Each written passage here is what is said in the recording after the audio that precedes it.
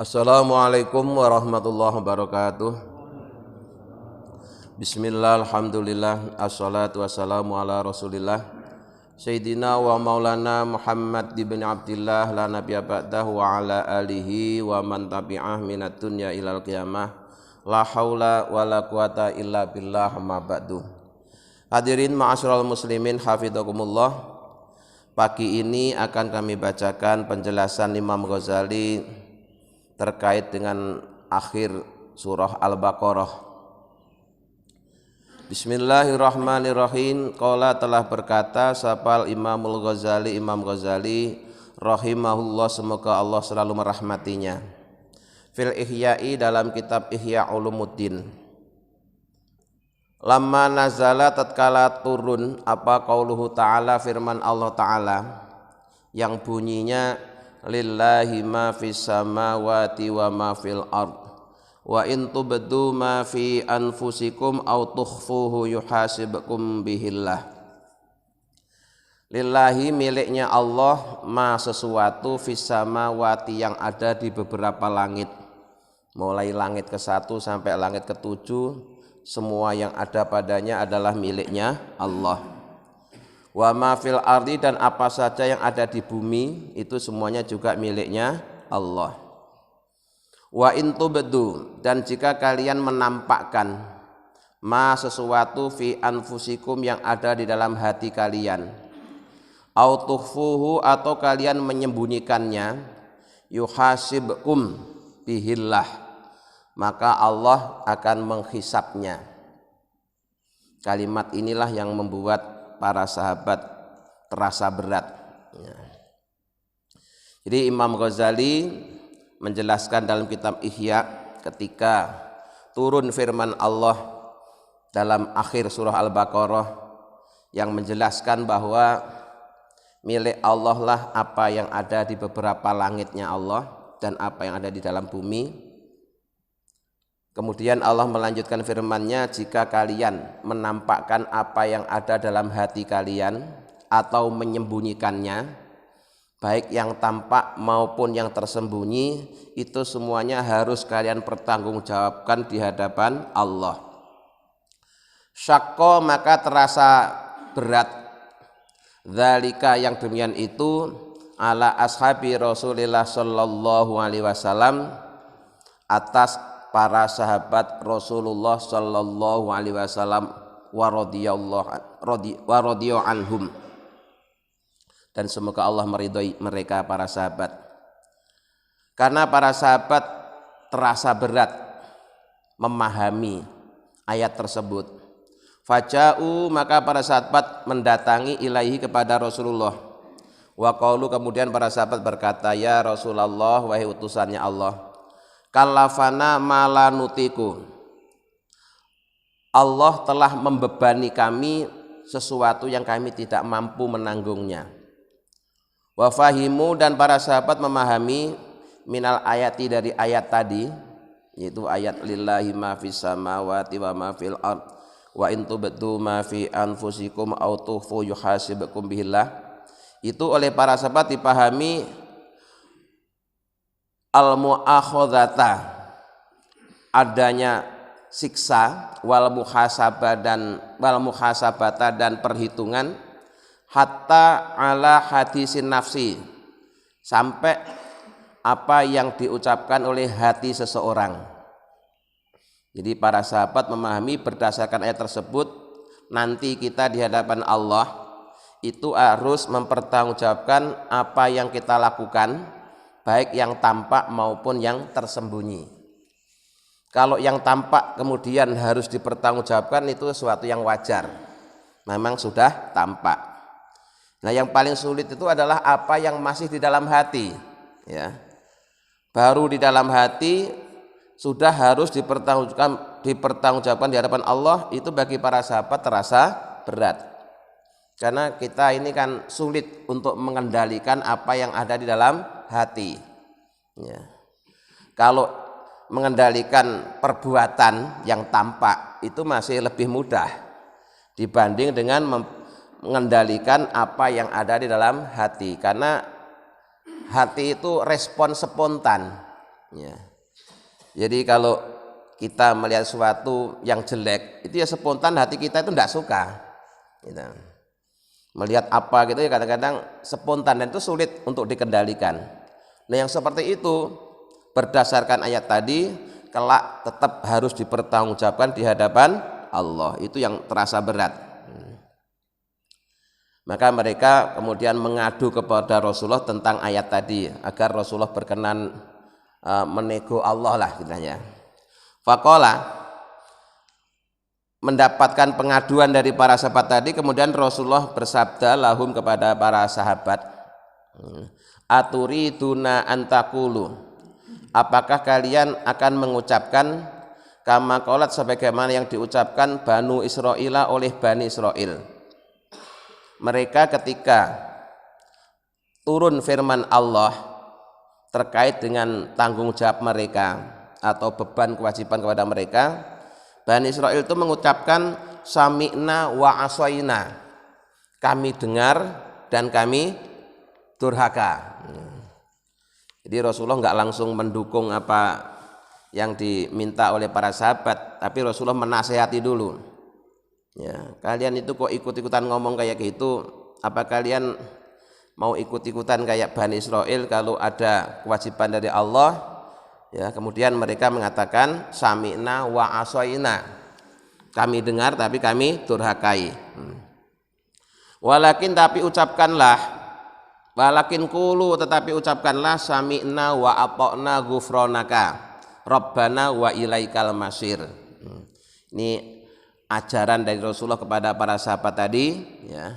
Kalau kalian mendapatkan perintah dari Allah atau beban dari Allah kemudian kalian terasa berat, ya, jangan kemudian kalian mengucapkan sami'na wa asoina. Tetap dalam diri kalian harus ada keinginan untuk atokna, kami dengar dan kami taati. Tapi juga dilanjutkan, ya, ghufranaka, jadi tapi ucapkanlah sami'na, kami dengar, wa atokna, dan kami taati, ghufranaka, sambil kami mengharapkan ampunanmu. Ya. Kami dengar, kami taati, tapi kami juga mohon maaf jika kami tidak bisa melakukan dengan sungguh-sungguh. Tapi tetap kami laksanakan, gitu ya. Jangan belum apa-apa sudah nggak mau mengamalkan. Kalau ada kewajiban, ada perintah, laksanakan dulu. Perkara nanti ketika melaksanakan ada kekurangan, ada kesalahan, ya kita mohon ampun. Jadi intinya itu ketika ada perintah dari Allah adalah ada keinginan untuk melaksanakan. Perkara nanti ketika kita melaksanakan perintah Allah itu kemudian ada kekurangan-kekurangan, ya wajar. Makanya mohon ampun kepada Allah. Jangan kemudian terus belum apa-apa langsung ditolak, ya. Belum apa-apa sudah langsung ditolak, itu nggak baik. Jadi kalau diperintah itu ya laksanakan dulu, dan nanti kalau ada kekurangan ya mohon maaf, mohon ampun gitu. Sami'na wa ata'na ghufranaka, kami dengar, kami taati, tapi juga kami mohon ampunanmu. Rabbana, wahai Tuhan kami, wa ilaika, dan kepada Tuhan al-masyiru, kami kembali. Faqalu dzalika, kemudian para sahabat mengucapkan seperti apa yang diajarkan oleh Rasulullah tadi, ya. Jadi para sahabat juga mengucapkan sami'na wa ata'na ghufranaka rabbana wa ilaikal masir. Maka Allah menjawab, ya, wa anzala, dan Allah menurunkan amanar rasulu, ayat amanar rasulu bima unzila ilaihi, ya. Amanah telah beriman sapa ar-rasulu, rasul, iman bima dengan sesuatu unzila yang Allah telah menurunkan ilahi kepadanya mir rabbihi dari Tuhannya, wal mu'minuna, dan kemudian dan juga orang-orang yang beriman, ya. Orang-orang yang beriman juga iman terhadap apa yang Allah turunkan dari Tuhan, dan seterusnya. Fahukiya, kemudian diceritakan dzalika yang dimana itu anhum dari para sahabat, wa ma ba'dahu, dan apa yang sesudahnya min tu'aihim dari doanya para sahabat.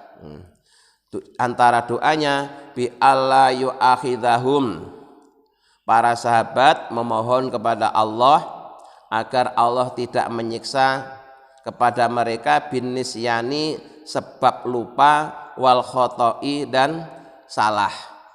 Jadi di terusnya ayat tadi itu ya, setelah para sahabat mengucapkan sami'na wa ata'na ghufranaka rabbana wa ilaikal masir dan seterusnya, itu kemudian para sahabat untuk merespon firman Allah tadi itu mohon kepada Allah agar Allah tidak menyiksa ketika para sahabat itu melakukan kesalahan karena lupa.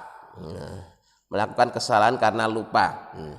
Wa alla yahmila alaihim, dan mohon kepada Allah agar tidak membebani kepada mereka al-isra, suatu yang berat. Ila akhiri ma akhbara bihi anhum, sampai akhir ayat yang menceritakan tentang respon sahabat terhadap firman Allah yang ada di akhir surah Al-Baqarah tersebut. Fastajaba lahum, kemudian Allah mengijabah doanya para sahabat tadi itu. Jadi akhir surah Al-Baqarah itu ayat-ayat yang menjelaskan dialog antara Allah dengan Rasulullah dan para sahabat. Jadi semacam kayak ada tawar menawar gitu ya. Tawar menawar, diperintah begini, terus minta begini, terus dikabulkan dan seterusnya gitu. Di fastajaba lahum, kemudian Allah mengijabah keinginan atau doa para sahabat tadi. Wa khaffafa, dan Allah kemudian meringankan, wa yasara, dan memudahkan. Ya. Jadi Allah tidak akan menyiksa hambanya karena kesalahan yang baru terlintas di dalam hati. Karena hal itu sangat berat. Ya. Kalau sudah terwujud dalam perbuatan yaitu wajar. Kemudian dimintai pertanggungjawaban, ini baru terlintas dalam hati kok sudah disiksa. Itu terasa berat, tapi kan kemudian para sahabat diajari Rasulullah untuk mohon keringanan kepada Allah dan itu dikabulkan. Akhirnya Allah tidak membebani yang seperti itu dan memberikan kemudahan. Wa rafa'al haraja, dan Allah menghilangkan kesulitan. Allah tidak membebani hamba di luar kemampuannya. Ya, Allah hanya memberikan beban sesuai dengan kemampuan yang bisa ditanggung oleh manusia tadi itu, yang pada waktu itu memang diwakili oleh para sahabat. Ini enaknya hidup di zaman Nabi itu gitu ya. Enaknya hidup di zaman Nabi itu sampai ketika turun wahyu dari Allah pun bisa dinego ya, bisa dinego melalui Rasulullah. Lalu kita tidak bisa dialog langsung dengan Allah. Jadi zaman Nabi itu enaknya begitu. Ketika turun ayat, terus sahabat terasa berat, ngadu ke Rasulullah. Terus Rasulullah nasihati para sahabat untuk berdoa kepada Allah. Akhirnya oleh Allah doanya diijabah. Jadi yang tadinya berat menjadi ringan, yang tadinya sulit menjadi mudah. Dan kita tinggal nerima jadi. Kita sebagai umat yang terakhir ini tinggal nerima jadi, dan sudah jadinya itu enak. Jadinya enak dan ringan. Kita tidak perlu nego sendiri, tinggal menerima karena sekarang sudah jadi. Maka falahul hamdu kasiron, maka bagi Allah lah pujian yang sangat banyak. Wa bayyana, dan menjelaskan dzalika yang dengan itu Nabi alaihi salam, yaitu Nabi Muhammad SAW. Kemudian Rasulullah memberikan kesimpulan dari akhir surah Al-Baqarah tadi biqauli, dengan sabdanya tujawiza diampuni li sebab aku ala an ummati atas dosa-dosa umatku ya. Apa al khoto'u kesalahan, wan nisyanu lalai, wa mastukrihu dan perbuatan dosa yang terjadi karena dipaksa. Ya, ini kesimpulan Rasulullah setelah turun akhir surah Al-Baqarah tadi itu. Kemudian Rasulullah menjelaskan kepada umatnya bahwa karena kemuliaan Rasulullah, kesalahan-kesalahan umat Rasulullah ini diampuni oleh Allah. Terlebih kesalahan yang timbul karena lalai. Ya, karena lalai itu sifat bawaan manusia. Ya, manusia itu punya sifat lalai. Kesalahan yang karena lalai itu mudah untuk dimaafkan. Atau kesalahan yang terjadi karena dipaksa oleh orang. ya, dipaksa untuk berbuat dosa, itu juga dimaafkan. Ketika orang yang dipaksa itu ketika melakukan kesalahan tetap menyadari akan kesalahannya, bukan kemudian menikmati. Ya. Karena bisa jadi ya orang itu tidak ingin berbuat dosa, dipaksa berbuat dosa, tapi kemudian dia menikmati dosa itu. Itu beda lagi nanti. Itu berarti tidak terpaksa itu, karena menikmati. Ya. Makanya di dalam fikih dibahas, ya, gimana hukumnya orang diperkosa, itu dilihat dulu. Ya.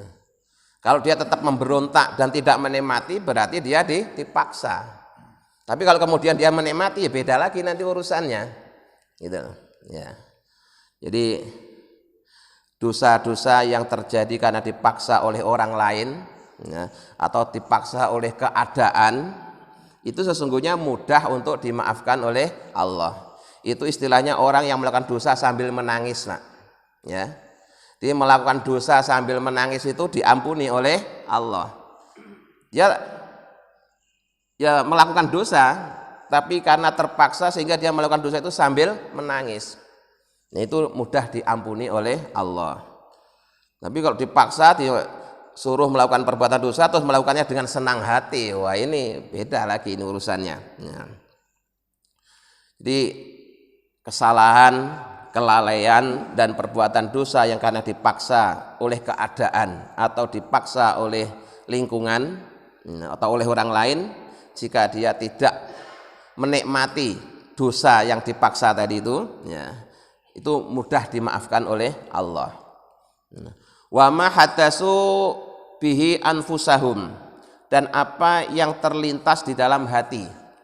Di lintasan-lintasan hati itu, ya, juga diampuni oleh Allah, karena kita yang orang biasa ini sulit untuk mengendalikan apa yang terlintas dalam hati kita.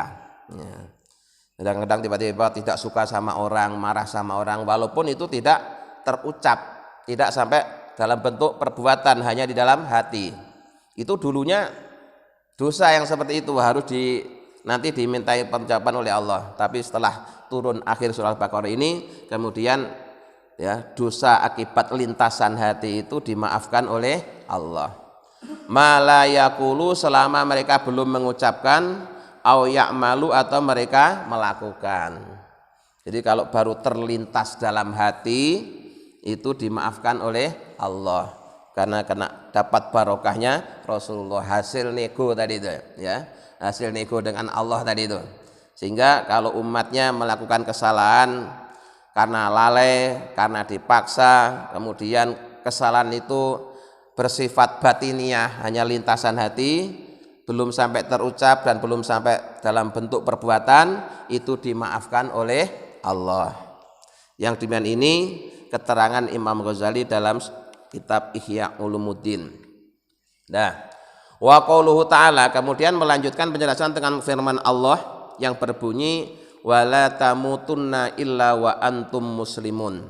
Ya, ini di ayat lanjutan tentang wasiat takwa itu. Wala tamutunna, dan janganlah sekali-kali kalian mati, illa wa antum, kecuali keadaan kalian itu muslimuna Islam. Ini perintah Allah, ya. Wong mati itu yang matiin Allah, tapi kok Allah pesan kepada kita kamu jangan mati kecuali dalam keadaan Islam. Itu gimana? Apa kita bisa menentukan kematian kita sendiri? Nah, ini dijelaskan, ya, dijelaskan. Kan ayatnya itu bunyinya kalian jangan mati kecuali dalam keadaan Islam. Sementara mati itu bukan kemampuan kita, yang mematikan kita kan Allah. Mestinya kan Allah cukup aja, ini dimatikan Islam, ini dimatikan kafir, kan itu terserah Allah. Tapi Allah enggak begitu. Allah malah nyuruh kita supaya kita jangan sampai mati kecuali dalam keadaan Islam, seakan-akan kita bisa menentukan kematian kita. Ya, sepintas ayat ini seakan-akan manusia itu bisa menentukan kematiannya sendiri, untuk mati Islam atau mati di luar Islam. Nah, ayat tersebut adalah amrun minhu, yaitu perintah dari Allah Subhanahu wa taala bil mauti, untuk mati alal Islam, dalam keadaan Islam. Wa huwa dan Islam itu dinullahi adalah agama Allah, alladzi akhbara bi fi kitabi, yaitu yang diberitakan oleh Allah di dalam kitabnya. Annahu dinu indahu, bahwa agama di sisi Allah itu ya Islam. Nah, wa annahu dan sesungguhnya Allah itu layak balu tidak akan menerima min ahadin dari seorang siwahu selain Islam. Wa annahu dinul ladzi radiyahu li rasulihi wa li ibadil mu'minin. Dan sesungguhnya Islam itu merupakan agama yang Allah ridhoi untuk Rasulnya dan untuk hambanya yang beriman. Faqala ta'ala, sebagaimana Allah Ta'ala berfirman, inna dina indallahil Islam. Sesungguhnya agama yang diridhoi, agama yang hak, ya, itu hanya Islam. Wa qala ta'ala, dan Allah juga berfirman, wa may yabtaghi ghairal islami dinan fala yuqbala minhu. Barang siapa yang mencari selain Islam sebagai agama, maka selain Islam yang dianggap sebagai agama itu tidak akan diterima. Wa huwa fil akhirati minal khasirin. Dan orang yang menjadikan selain Islam sebagai agama, selain dia tidak diterima, di akhirat dia termasuk orang-orang yang rugi. Maka sesungguhnya semua agama Rasul sejak Nabi Adam sampai Nabi Muhammad itu sebenarnya Islam, ya. Sebenarnya Islam. Tapi ajaran yang aslinya, ya. Kemudian jadi ada istilah Yahudi, Nasrani, Majusi, Islam itu setelah belakangan untuk membedakan antara yang masih lurus dengan yang menyimpang. Kalau yang aslinya semuanya ya Islam. Kata-kata Islam, muslimin itu sudah ada sejak sebelum zaman Nabi Muhammad, tapi baru terkenal, ya, itu di zaman Nabi Muhammad. Karena sesungguhnya semua ajaran Nabi dan Rasul itu ya sebutannya agama Islam. Wa qala ta'ala, dan Allah Ta'ala juga berfirman, al yauma akmaltu lakum dinakum wa atmamtu alaikum nikmati wa raditu lakumul islam madina. Al yauma, pada hari haji wada. Ini ayat yang terakhir turun. Akmaltu, aku telah sempurnakan lakum untuk kalian, dinakum agama kalian. Wa atmamtu, dan aku juga telah menyempurnakan alaikum atas kalian nikmati, nikmatku. Waraditu, dan aku ridho lakum pada kalian al-islama, Islam dinan sebagai agama. Kemudian penjelasannya terkait dengan wala tamutunna illa wa antum muslimun tadi itu, ya. Walaisa, dan tidak ada yakdiru kemampuan apal insanu manusia ala antumi ala ayyumita untuk mati atau mematikan nafsahu dirinya alal islami pada agama Islam, ya. Allah berfirman, wahai manusia yang beriman, janganlah kalian mati kecuali dalam keadaan Islam. Sepintas seakan-akan mati Islam dan mati di luar Islam itu ada pada usaha manusia. Seakan-akan manusia bisa menentukan untuk mati Islam atau mati di luar Islam. Padahal, ya, hakikatnya manusia itu tidak bisa mematikan dirinya pada Islam, ya. Terus gimana? Walakin ja'alallahu lahu sabilan, tetapi Allah telah menjadikan jalan kepada hambanya tadi untuk ila dzalika, untuk mati dalam keadaan Islam. Di manusia itu tidak ada kemampuan untuk mematikan dirinya dalam keadaan Islam, tetapi Allah telah memberikan jalan, ya. Kalau jalan itu kamu lewati, nanti kamu akan mati dalam keadaan Islam. Berarti sebenarnya perintahnya itu ya perintah untuk melewati jalannya Allah ini, ya. Perintahnya itu sebenarnya perintah untuk melewati jalan. Kenapa? Karena untuk bisa mati secara Islam kita harus lewat jalannya Allah, atau jalan yang dibuat oleh Allah. Idza akhadha bihi. Jadi manusia tidak ada kemampuan untuk mematikan dirinya dalam keadaan Islam, tetapi Allah telah menjadikan jalan bagi manusia tadi, yang bila manusia mau lewat di jalan itu, maka dia akan mati dalam keadaan Islam. Karena qad ata billadzi huwa alaihi. Jadi Allah menyediakan jalannya. Berarti dengan kata lain maknanya itu lewatlah jalan ini. Lewatlah jalan yang aku buat ini supaya nanti kamu mati Islam. Kalau kamu nggak lewat jalan ini, tidak bisa mati dalam keadaan Islam. Nah, di mafhumnya begitu. Ya. Wa amtasala ma umira bihi.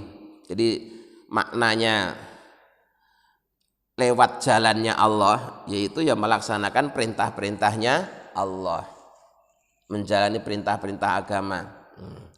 Wa huwa ayyahtaral mauta 'alal Islam, yaitu si hamba atau manusia itu memilih mati dalam keadaan Islam, wa yuhibbuhu dan mencintai, ya, senang kalau dia mati dalam keadaan Islam, wa yatamannahu dan selalu berharap atau memohon kepada Allah untuk mati Islam, wa ya'zima alaihi dan selalu berkeinginan, ya, bercita-cita untuk mati dalam keadaan Islam. Sebaliknya wa yakrahul mauta ala ghairihi, si manusia tadi tidak suka mati dalam keadaan di luar Islam, minal adyani dari beberapa agama. Wala yazalu dan tidak henti-hentinya si hamba tadi da'iyan selalu berdoa, mutadharri'an dengan sungguh-sungguh, wasailan dan meminta minallahi dari Allah, ayat tawafahu musliman, agar Allah berkenan mematikan dia dalam keadaan Islam. Karena yang bisa mematikan itu adalah Allah. Jadi makna wala tamutunna illa wa antum muslimun itu artinya Allah telah menyediakan jalan, ya, yang jika kalian lewat di jalan itu, maka nanti oleh Allah kalian akan dimatikan dalam keadaan Islam. Tapi kalau kalian tidak mau lewat jalan itu, ya kalian tidak bisa mati dalam keadaan Islam. Nah, kemudian makna lewat di jalan itu gimana? Ya melaksanakan perintahnya Allah, ya, terus memilih, memohon, mencintai dan bertekad untuk dimatikan dalam keadaan Islam, tidak menyukai jika mati dalam keadaan di luar Islam. Jadi dia selalu berdoa, ya, selalu memohon dengan sungguh-sungguh kepada Allah agar dimatikan dalam keadaan Islam. Ya dzal jalali wal ikram, ya, amitna ala dinil Islam. Banyak zikir-zikir, wirid-wirid yang sudah biasa kita baca itu, yang intinya kita mohon kepada Allah agar dimatikan dalam keadaan Islam. Wa bidzalika, oleh karena itu, Allah telah mensifati ambiya'ahu, para nabinya, wasolihina dan orang-orang soleh, min ibadi dari hamba-hambanya Allah. Jadi Allah menjelaskan dalam beberapa ayat Al-Quran mensifati para nabinya dan para orang-orang soleh yang semuanya itu selalu memohon kepada Allah agar dimatikan dalam keadaan Islam. Karena nanti yang bisa masuk surga itu hanya yang Islam, ya, yang mati dalam keadaan Islam itulah yang bisa masuk surga. Dan ini perjuangan akhir yang sangat menentukan, ya, sangat menentukan. Karena gini, ya, di dalam hadis itu ada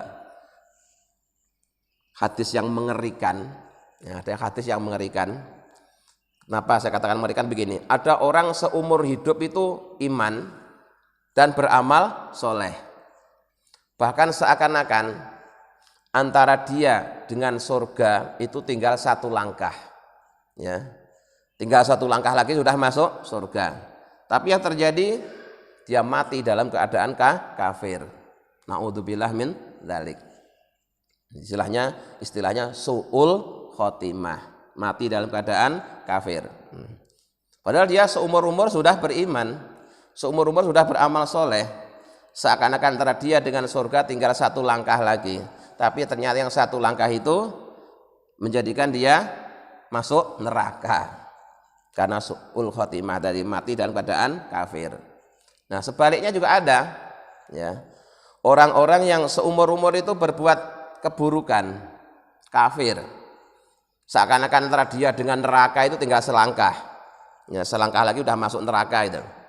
Tapi ternyata dia dapat pertolongan dari Allah yang satu langkah itu, ya, dia beriman, mati dalam keadaan Islam, akhirnya masuk surga. Nah, itu enak kan gitu ya. Ya. Nah itu yang nentuin siapa yang nentuin kayak gitu? Ya Allah, itu kuasa Allah. Maka kita bisanya hanya berdoa, memohon dan berikhtiar. Nah, untuk dimatikan dalam keadaan Islam. Ya. Faqala muhbiron an Yusuf bin Yaqub alaihi salam. Pertama Allah memberitakan tentang doanya Nabi Yusuf bin Yaqub alaihi salam. Di nabi saja, Pak. Ya, nabi saja itu masih mohon kepada Allah agar dimatikan dalam keadaan Islam. Padahal dia sudah nabi loh. Apalagi kita cuma orang biasa yang bukan siapa-siapa. Anta waliyyi fid dunya wal akhirati tawaffani musliman wa alhiqni bis solihin. Ini doanya Nabi Yusuf alaihissalam. Ya. Anta engkau Allah waliyyi pelindungku fit dunya di dunia wal akhirati dan di akhirat. Tawaffani matikanlah aku musliman dalam keadaan Islam. Jadi Nabi Yusuf itu agamanya juga Islam, mati dalam keadaan Muslim. Muslim itu kan orangnya, Islam agamanya. Wa alhiqni, ya, dan jadikanlah aku atau kumpulkanlah aku bisolihina dengan orang-orang yang soleh. Jadikan dan kumpulkan bersama orang-orang yang soleh. Itu doanya seorang nabi. Nabi saja masih mohon kepada Allah agar dimatikan dalam keadaan Islam, apalagi kita yang cuma orang biasa. Wa anisaharoti, dan Allah juga menceritakan tentang tukang-tukang sihir. Tukang-tukang sihir yang hidup pada zaman Nabi Musa ini, ketika berhadapan dengan Raja Fir'aun. Khaisu amanu, ketika tukang-tukang sihir itu beriman. Fatawa'adahum, kemudian mengancam mereka siapa Fir'aunu, Raja Fir'aun. Bil uqubati, dengan hukuman berat. Ya. Jadi ceritanya gini. Ketika Nabi Musa beradu, ya, diadu dengan tukang-tukang sihirnya Raja Fir'aun. Kemudian Nabi Musa menang karena Nabi Musa mukjizat, sementara yang terjadi pada tukang sihirnya Fir'aun kan cuma sihir. Ya, sihir diadu mukjizat pasti menang mukjizat. Begitu tukang-tukang sihir ini kalah melawan mukjizatnya Nabi Musa, itu langsung spontan tukang-tukang sihir itu beriman, Pak. Ya, beriman. Nah, iman yang Allah berikan kepada tukang sihirnya Raja Fir'aun ini barokah dari sopannya tukang sihir kepada Nabi Musa. Gitu, ya. Dalam satu keterangan, ya. Kenapa itu tukang sihir kok dapat husnul khotimah? Dapat hidayah, dapat iman dari Allah. Apa kebaikan mereka? Kebaikan mereka itu sopan dengan Nabi Musa. Jadi ketika mau diadu itu, mereka itu saling mempersilahkan. Monggo silakan tuan dulu. Enggak lah, kalian aja dulu. Gitu, saling sopan pokoknya ya. Jadi aneh. Orang mau bertarung, mau berantem, tapi malah menunjukkan kesopanannya. Ya, kayak ibaratnya orang tinju, silakan kamu mukul dulu apa aku yang mukul dulu gitu. Ya, udah kamu aja. Nah, di barokah sopannya itu kemudian oleh Allah dikasih hidayah iman. Walaupun kalah tapi dapat hidayah iman. Itu barokahnya sopannya tukang sihirnya Raja Fir'aun. Maka begitu dia kalah adu sihir dengan mukjizat, kemudian mereka beriman, itu Fir'aun langsung curiga, jangan-jangan tukang sihirnya ini udah kong kali kong dengan Nabi Musa. Dilihat dari tadi itu, ya, sebelum berantem aja dia tampak sopan dengan Nabi Musa. Akhirnya dia kalah. Jangan-jangan ini memang sengaja mengalah. Ya. Maka marah betul itu ketika Raja Fir'aun melihat tukang-tukang sihirnya kemudian berubah jadi orang-orang yang beriman. Akhirnya mereka diancam dengan hukuman mau disalib, mau dibunuh pancung gitu. Nah, sebelum ya mereka menjalani hukuman itu tukang-tukang sihirnya Raja Fir'aun yang telah beriman itu berdoa, Rabbana afriq alaina sabra wa tawaffana muslimin. Rabbana, wahai Tuhan kami, ya. Rabbana, Tuhan kami, begitu, tidak ada kalimat wahainya, karena kalau ada wahainya itu seakan-akan jauh, ya. Jadi kalau ada kalimat Rabbana dengan ya Rabbana itu mirip tapi beda, Pak. Kalau ya Rabbana itu maknanya wahai Tuhan kami, itu seakan-akan jauh karena ada kalimat wahai. Kalau ini enggak ada kalimat wahainya. Rabbana Tuhan kami, dekat ya. Afrik, limpahkanlah alaina kepada kami sabron, kesabaran. Kesabaran untuk menerima hukuman dari Raja Fir'aun. Wa tawaffana, dan matikanlah kami muslimina dalam keadaan Islam. Itu doanya ya, tukang-tukang sihirnya Raja Fir'aun yang telah beriman, dan doanya dikabulkan oleh Allah. Sehingga dia menjadi orang yang mati dalam keadaan mempertahankan iman. Mati dalam keadaan membawa iman, padahal seumur-umur dia kafir ya, seumur-umur dia kafir, malah sampai jadi tukang-tukang sihir yang disewa oleh Raja Fir'aun. Tapi karena barokahnya dia sopan dengan Nabi Musa sebelum beradu, sebelum bertempur tadi itu, oleh Allah dikasih hidayah iman ya, sehingga dia mati dalam keadaan Islam. Dan dulu dalam kajian kitab Minhajul Abidin sudah pernah saya bacakan, kelak tukang-tukang sihirnya Raja Fir'aun yang kemudian beriman dan mati dalam keadaan beriman ini nanti menjadi sayyidus syuhada, pimpinannya orang-orang yang mati syahid. Luar biasa Pak, padahal dia belum beramal soleh sama sekali lah itu. Wong baru beriman, belum sampai macam-macam, terus dia dapat hukuman. Tapi ketika dihukum itu dia sudah dalam keadaan iman. Inilah gambarannya seperti hadis dalam hadis Nabi tadi, ada seorang yang seumur-umur kafir, seakan-akan antara dia dengan neraka tinggal satu langkah, tapi rupanya satu langkah ini menjadikan dia masuk surga. Nah, ini tukang sihirnya Raja Fir'aun termasuk orang-orang yang ditakdir oleh Allah sebagai orang-orang yang beruntung. Bayangkan loh, seumur-umur dia orang kafir, jadi piaraannya Raja Fir'aun, disuruh musuhi Nabi Musa. Tapi karena ya dapat limpahan hidayah dari Allah, diberi iman, setelah kalah diberi iman, kemudian dia mati dalam keadaan iman, akhirnya nanti malah jadi sayyidus syuhada, pimpinannya orang-orang yang mati syahid. Jadi Nabi juga mohon kepada Allah agar dimatikan dalam keadaan Islam. Lah ini juga mohon kepada Allah agar dimatikan dalam keadaan Islam. Jadi penting sekali mati dalam keadaan Islam itu. Ya, penting sekali. Wahaka ta'ala, dan Allah Ta'ala juga menceritakan an Ibrahim alaihissalam, tentang Nabi Ibrahim alaihissalam. Annahu, bahwasanya Nabi Ibrahim alaihissalam auso telah beri wasiat banihi kepada anak cucunya ya. Wa an Yaqub, dan Allah juga menceritakan tentang Nabi Yakub, annahu, bahwasanya Nabi Yakub auso telah beri wasiat banihi kepada anak cucunya. Di baik Nabi Ibrahim maupun Nabi Yakub, wasiat yang diberikan kepada anaknya itu adalah bil mauti ya. Annahu auso banihi alaihimussalam bil mauti alal Islam. Baik Nabi Ibrahim maupun Nabi Yakub pesannya kepada anak cucunya itu sama. Apa itu? Berwasiat agar anak cucunya itu nanti mati dalam keadaan Islam. Nah. Faqala ta'ala, kemudian Allah berfirman di dalam Al-Quran menceritakan tentang Nabi Ibrahim dan Nabi Yakub tadi, wa wassa biha Ibrahimu banihi wa Yakub ila qaulihi fala tamutunna illa wa antum muslimun. Jadi ayatnya sebenarnya agak panjang, di sini hanya kesimpulannya saja bahwa Nabi Ibrahim berwasiat kepada anak cucunya, Nabi Yakub juga berwasiat kepada anak cucunya agar mereka semuanya itu mati dalam keadaan Islam. Ini penting sekali ya.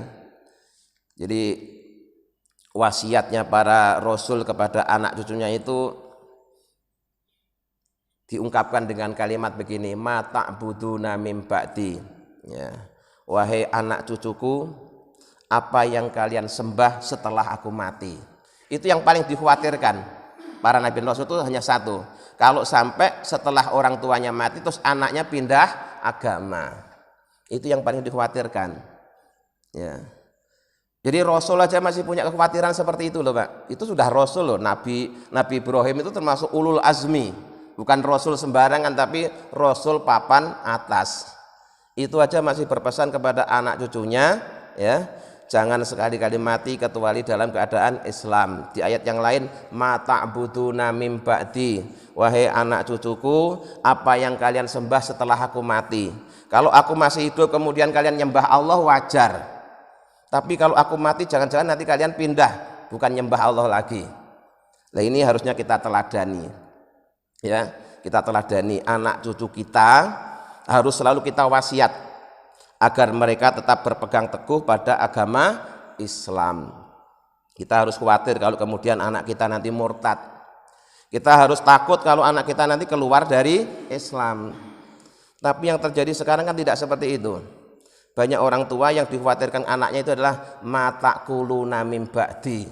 Wahai anak cucuku, kalau aku masih hidup kamu masih aku yang ngasih makan. Tapi nanti kalau aku mati kamu makan apa? Ini kan kurang ajar itu. Dari dulu ya sebenarnya yang ngasih makan anak cucu kita itu bukan kita. Yang ngasih makan anak cucu kita itu sesungguhnya adalah Allah. Maka kita tidak usah mengkhawatirkan nanti kalau aku mati anakku makan apa, tidak usah khawatir.